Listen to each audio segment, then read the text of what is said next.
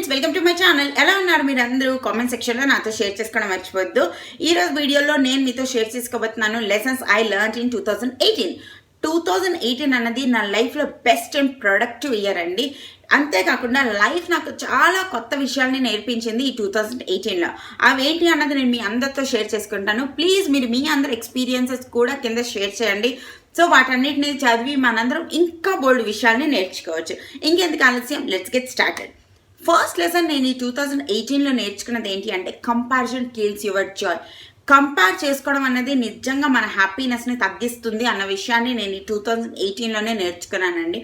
అది ఏ విషయంలో అయినా, యూట్యూబ్ ప్రోగ్రెస్లో అయినా, మీ జాబ్లో అయినా, మీ లైఫ్లో అయినా, మీ పర్సనల్ రిలేషన్షిప్లో అయినా కంపేర్ చేసుకోవడం స్టార్ట్ చేసిన తర్వాత మన జాయ్ అనేది కంప్లీట్గా తగ్గిపోతుంది. ఎందుకంటే లైఫ్లో ఏ స్టేజ్లో అయినా మనకన్నా పైన ఉండే వాళ్ళు ఉంటారు, మనకన్నా కింద ఉండే వాళ్ళు ఉంటారు.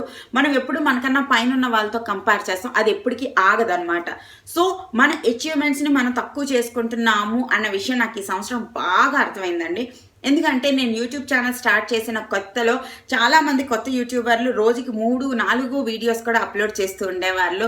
వాళ్ళ సబ్స్క్రైబర్స్ పెరుగుతున్నప్పుడు తెలియకుండా నేను కంపేర్ చేసుకునేదాన్ని అనమాట. వాళ్ళకి పెరిగిపోతున్నారు, నీకు ఇంకా అలాగే ఉంది, వాళ్ళ వీడియోస్ వైరల్ అయిపోతున్నాయి, నీది అవ్వట్లేదు. ఆ కంపారిజన్ అన్నది నేను చాలా ఎక్కువ చేసి తెలియకుండా నా బుర్రలో బోల్డ్ అంత స్ట్రెస్ పెట్టుకుని ఉండేదాన్ని. బట్ ఒకరోజు నాకు అర్థమైంది ఏంటి అంటే, ఎవరిష్టం వాళ్ళది. ఎవరి టైం బట్టి, వాళ్ళకుండే రిసోర్సెస్ బట్టి, వాళ్ళకుండే ఇంట్రెస్ట్ బట్టి, వాళ్ళకుండే హార్డ్ వర్క్ చేసే కెపాసిటీ బట్టి ఉంటుంది. సో వాళ్ళతో నువ్వు కంపేర్ చేసుకోవడం వల్ల నువ్వు చేయవలసిన పనిని నువ్వు చేయలేకపోతున్నాను అన్న విషయాన్ని నేను బాగా అర్థం చేసుకున్నానండి. నిజంగా నేను మీ అందరికీ ఒకే సలహా ఇస్తున్నాను. ప్లీజ్ ఎవరితోని కంపేర్ చేసుకోవద్దు. మనం అందరూ యునిక్, మన అందరూ చాలా బాగా మన ఓన్ ప్లేస్లో. సో కంపేర్ చేసుకోవడం అనేది కంప్లీట్గా కట్ అయిపోయింది నా లైఫ్. అండ్ తర్వాత నేను నేర్చుకున్న సెకండ్ లెసన్ ఏంటి అంటే కన్సిస్టెన్సీ ఇస్ ద కీ. మీరు ఏదైనా అచీవ్ చేయాలి అనుకుంటున్నారు, లైక్ మీ హెల్దీ లైఫ్ స్టైల్ అవ్వని, మీ వెయిట్ లూజ్ అవ్వని, ఏదైనా చెయ్యాలి అనుకుంటే కన్సిస్టెంట్గా చెయ్యాలి అన్న విషయాన్ని నేను ఈ సంవత్సరం బాగా నేర్చుకున్నానండి. సపోజ్ రోజు వాకింగ్కి వెళ్ళినప్పుడు 1 మంత్లోని మంచి రిజల్ట్ చూసేదాన్ని. అదే అప్పుడప్పుడు వెళ్తే అప్పుడు ఏ రిజల్ట్ ఉండేది కాదనమాట. ఎవ్రీడే 1 కిలోమీటర్ వాక్ చేసి 1 వీక్లో చూస్తే చాలా బాగుండేది. అదే రోజు విడిచి రోజు 2 కిలోమీటర్స్ వాక్ చేసినా ఏ యూజ్ ఉండేది కాదనమాట. లైక్ లైఫ్ అంతే మీరు ఏమైనా అచీవ్ చేయాలి అనుకుంటే కన్సిస్టెంట్గా ఉండడం అనేది చాలా ఇంపార్టెంట్ అన్న విషయాన్ని కూడా నేను ఈ సంవత్సరం తెలుసుకున్నాను. తర్వాత విషయం నేను నేర్చుకున్నది ఏంటి అంటే యూ కెనాట్ ప్లీజ్ ఎవ్రీవన్. నేను ఎలా ప్లాట్ఫామ్ మీద ఉన్నానో నేను అందరికీ నచ్చాలన్న అవసరం లేదు అన్న విషయం నేను ఈ సంవత్సరం బాగా నేర్చుకున్నాను. నా ఛానల్ స్టార్ట్ చేసిన కొత్తలోని ఎవరైనా ఒక్క హేట్ కామెంట్ లేదా మీరు నాకు నచ్చలేదు, నాకు మీ ఫేస్ నచ్చలేదు, నాకు మీ ముక్కు నచ్చలేదు అంటే నేను చాలా బాధపడిపోయేది అనమాట. ఏం చేస్తే వాళ్ళకి మనం నచ్చుతాము, ఎలాంటి కంటెంట్ వేస్తే వాళ్ళకి మనం నచ్చుతాము, ఈ కిచెన్ టిప్స్ చెప్తే నచ్చుతానా, లేదా ఏదైనా మాల్ తీసుకెళ్తే నచ్చుతానా, ఇలా చాలా ఆలోచించేదాన్ని. బట్ తర్వాత యాజ్ ఛానల్ గ్రో అవుతున్న కొద్దీ నేను అర్థం చేసుకుంది ఏంటి అంటే నువ్వు ఏం చేసినా సెట్ ఆఫ్ ఆడియన్స్కి నచ్చుతుంది, సెట్ ఆఫ్ ఆడియన్స్కి నచ్చదు. సో ఇవి చేంజ్ అవుతూనే ఉంటుంది. సో ఎవరికి ఏం నచ్చుతుంది అని ఆలోచించడం మానేసి నీకేది నచ్చుతుంది అన్నది మాత్రమే ఇంపార్టెన్స్ ఇవ్వాలి. లైక్ నీ సబ్స్క్రైబర్లు ఇచ్చే సలహాలని తీసుకుని వాటన్నిటిని లిస్ట్ అవుట్ చేసుకుని వాటి మీద వర్క్ చేయడం వేరు, వాళ్ళని ఎలా ఇంప్రెస్ చేయాలి అన్న ఆలోచనలో ఉండడం వేరండి. సో అది నాకు బాగా అర్థమైంది. మన క్రిటిసిజం అన్నది కామన్ థింగ్ మన లైఫ్లో. అది యూట్యూబ్ అనే కాదు, ఎక్కడైనా మన ఇంట్లో కూడా క్రిటిసిజం అన్నది చాలా కామన్. దాన్ని అంత సీరియస్గా తీసుకుని బాధపడాల్సిన అవసరం లేదు అన్నది కూడా నేను ఈ సంవత్సరం బాగా నేర్చుకున్నాను. తర్వాత నేను నేర్చుకున్న ఇంకొక విషయం ఏంటి అంటే make time for our self. నిజంగా నాకు ఇది చాలా నచ్చిన విషయం. నేను చిన్నప్పటి నుంచి నాకంటూ నేను ఒక టైంని పక్కా తీసుకుంటాను. లైక్ నేను చిన్నప్పుడు కూడా మేడ మీదకి వెళ్ళి కూర్చునేదాన్ని రోజు 1 గంట జస్ట్ మూన్కి చూస్తూ స్టార్స్కి చూస్తూ. ఆ మీ టైం అన్నది చాలా ఇంపార్టెంట్. మనం పెద్ద అవుతున్న కొద్దీ ఆ మీ టైం అన్నది తగ్గిపోతుంది. పిల్లలు బాధ్యతలు వచ్చిన తర్వాత ఇంకా తగ్గిపోతుంది. బట్ ఇప్పుడు కూడా మన లైఫ్లో కనీసం రోజుకి 15 నిమిషాలైనా ఒక్కలే కూర్చుని ఓ మూన్నో సన్నో ఒక చెట్టునో ఏదో ఒకటి చూస్తూ ఉండడంలోనే చాలా ప్రశాంతత వస్తుంది. లైక్ ఏదైనా కూడా రాత్రి వీళ్ళందరూ పడుకుని పోయిన తర్వాతైనా నాకు నేనే కూర్చుని ఒక అరగంట టీవీ చూడటము లేదా ఒక అరగంట ఇది చేయడం మన బ్రెయిన్ని చాలా రీఫ్రెష్ చేస్తుంది. నా కోసం అంటూ నేను టైం స్పెండ్ చేయడం అనేది చాలా చాలా చాలా చాలా ఇంపార్టెంట్ అన్న విషయం నేను ఈ సంవత్సరం నేర్చుకున్నాను. తర్వాత ఇంకొక విషయం నేను నేర్చుకుంది ఏంటంటే, if you can't change it, ignore it. కొన్ని విషయాలు మనం ఎంత చేంజ్ చేయాలనుకున్నా, ఎంత ఫైట్ చేసినా కూడా అవి మార్చలేము. అవి మన లైఫ్తో ఇలా ముడిపడి ఉంటాయి, అవి తీయలేము అనమాట. అలాంటప్పుడు అంటే మనకు ఆ విషయం అస్సలు ఇష్టం ఉండదు, బట్ ఆ విషయాన్ని మనం లైఫ్లోంచి తీయాలి. అలాంటప్పుడు దాన్ని ఇగ్నోర్ చేయడం అంత శాంతి లేదు అన్న విషయాన్ని కూడా నేను ఈ సంవత్సరం నేర్చుకున్నానండి. ఎందుకంటే కొన్ని విషయాల్ని మనం తీయలేము, అంతే అంతే, ఇగ్నోర్ చేసేయండి అంతే.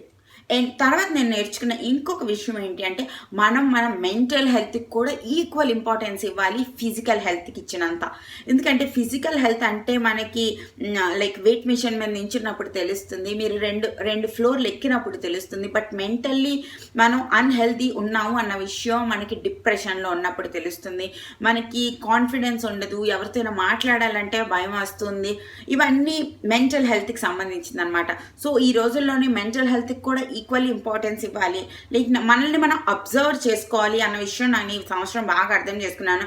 లైక్ ఒకే మూడ్లో మీరు ఎక్కువ కాలం ఉంటున్నారు, లైక్ డిప్రెషన్లో దుఃఖీగా ఏ రీజన్ లేకుండా సాడ్గా ఉంటున్నారంటే మనల్ని మనం అనలైజ్ చేసుకోవాలి, మనల్ని మనం అబ్జర్వ్ చేసుకోవాలి. మన ఫిజికల్ హెల్త్ ఎలా ఉందన్నది మనం అర్థం చూసుకుంటే తెలిసిపోతుంది, లేదా వెయిట్ మిషన్లో తెలిసిపోతుంది. మెంటల్ హెల్త్ ఎలా ఉంది అన్నది తెలియాలంటే మనల్ని మనం అబ్జర్వ్ చేసుకోవాలి. లైక్ ఎక్కువగా కోపం వస్తుందా, ఏంటవుతుంది, అసలు మన లోపల ఏం జరుగుతుంది అన్నది మనల్ని మనం అబ్జర్వ్ చేసుకోవాలంటే మనకంటూ మనం టైం కేటాయించుకోవాలి. అది చాలా చాలా ఇంపార్టెంట్ అన్న విషయాన్ని నేను ఈ సంవత్సరం నేర్చుకున్నాను. అండ్ నెక్స్ట్ నేను నేర్చుకున్న విషయం ఏంటంటే, money is not the reason for your happiness.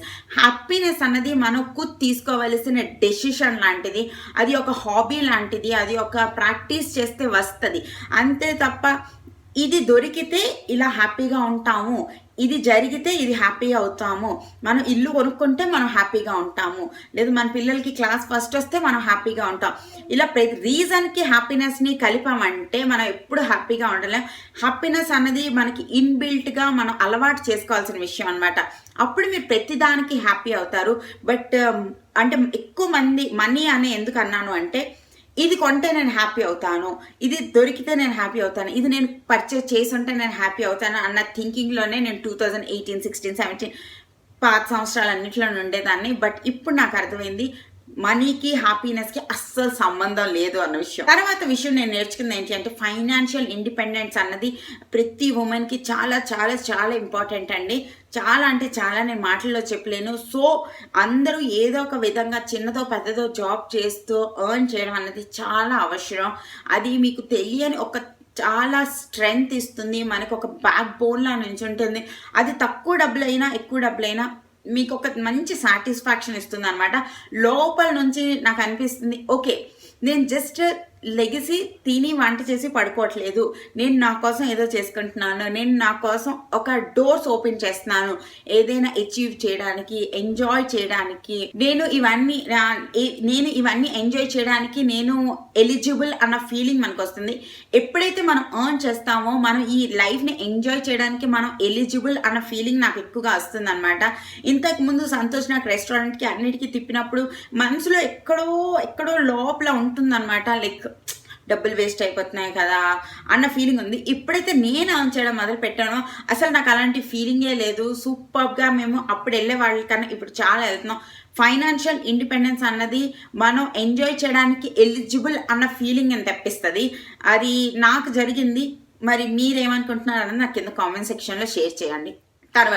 తర్వాత నేను నేర్చుకున్న విషయం ఏంటి అంటే, take a break before you break. అవునండి, ఏ విషయంలో అయినా ఒక బ్రేక్ తీసుకోవడం అనేది చాలా చాలా చాలా ఇంపార్టెంట్.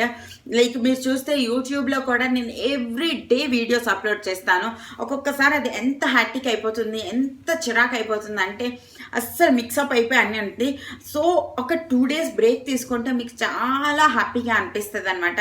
మన మైండ్ మొత్తం చాలా రిఫ్రెష్ అవుతుంది. యూట్యూబ్ అనే కాదు, మీ పిల్లల్ని చదివించడం గురించి, మీ ఎవ్రీడే వర్క్స్ నుంచి అప్పుడప్పుడు ఒక చిన్న బ్రేక్స్ తీసుకోవాలి. లైక్ వన్ డే బ్రేక్ అయినా కూడా చాలా బాగా అనిపిస్తుంది, మన మైండ్కి రిఫ్రెష్మెంట్ వస్తుంది. సో బ్రేక్ తీసుకోవడం అన్నది చాలా చాలా చాలా ఇంపార్టెంట్. అండ్ ఇంకా చాలా చాలా విషయాలు నేర్చుకున్నాను. ఇవి నేను మేజర్గా నేర్చుకున్న కొన్ని విషయాలండి. అండ్ దాని తర్వాత ఇంకొన్ని విషయాలు కూడా నేను నేర్చుకున్నాను. అవి ఏంటి అంటే, మనుషులు మనకి కనిపించినట్టే ఉండరు అన్న విషయాన్ని నేను చాలా బాగా తెలుసుకున్నాను. లైక్ బయటికి చాలా షుగర్ కోటెడ్ వర్డ్స్ లాగా మాట్లాడుతుంటారు, బట్ వాళ్ళ ఇంటెన్షన్ తెలుసుకోవడం అనేది చాలా ఇంపార్టెంట్. మెయిన్లీ ఈ రోజుల్లోని ఉమెన్ సేఫ్టీ అన్నది చాలా ఇంపార్టెంట్ కాబట్టి మనుషుల ఇంటెన్షన్ని కొంచెం గెస్ చేయడం కూడా మనం నేర్చుకోవాలి. లైక్ ఇలాంటి విషయాల్లో నేను చాలా చాలా చాలా పోరండి. సో నేను ఎవరినైనా తొందరగా నమ్మేస్తాను, ఏమి అర్థం చేసుకోను, పెద్దగా రిపొకేషన్స్ అన్నవి నేను ఎక్కువగా ఆలోచించను. బట్ ఈ సంవత్సరం నేను అర్థం చేసుకున్నాను, బయటికి మాట్లాడిన మాటలన్నీ నిజం కాదు, వాళ్ళ ఉద్దేశం వేరేగా ఉంటుంది, మనుషులు ఏం మాట్లాడతారో అవి నిజాలు కావు అన్న విషయం నేను ఈ సంవత్సరమే తెలుసుకున్నాను అనమాట. ఇవే కాకుండా ఇంకా బోల్డ్ అని విషయాలు తెలుసుకున్నాను. మీరేం తెలుసుకున్నారు అన్నది నాకు కింద కామెంట్ సెక్షన్లో షేర్ చేయండి. హోప్ మీ అందరికీ ఈ వీడియో కొంచెం నచ్చింది అనుకుంటున్నాను. నచ్చినట్టయితే లైక్, షేర్ అండ్ కామెంట్ చేయండి. మరో వీడియోతో రేపు కలుస్తాను. ఓకేనా? బాయ్.